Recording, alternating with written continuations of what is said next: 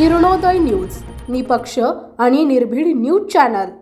सांगोला तालुक्यातील वाकी शिवणे येथे भारताच्या स्वातंत्र्याकरिता प्रथम सशस्त्र क्रांतीचे स्वप्न पाहणारे आद्य क्रांतीवीर नरवीर उमाजी नाईक यांच्या 334व्या जयंतीनिमित्त आद्य क्रांतीवीर नरवीर उमाजी नाईक जयंती उत्सव मंडळाच्या वतीने रविवार दिनांक 7 सप्टेंबर 2025 रोजी सकाळी 8:30 वाजता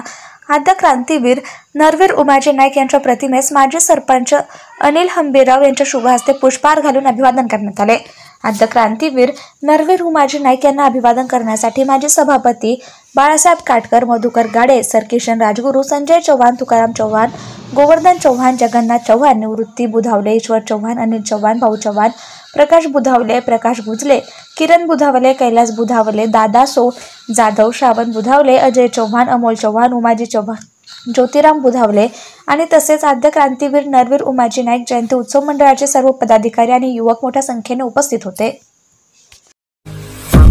आपल्या परिसरातील ताज्या बातम्या पाहण्यासाठी किरणोदय न्यूज चॅनलला YouTube वर सबस्क्राइब करा आणि बेल आयकॉन प्रेस करा।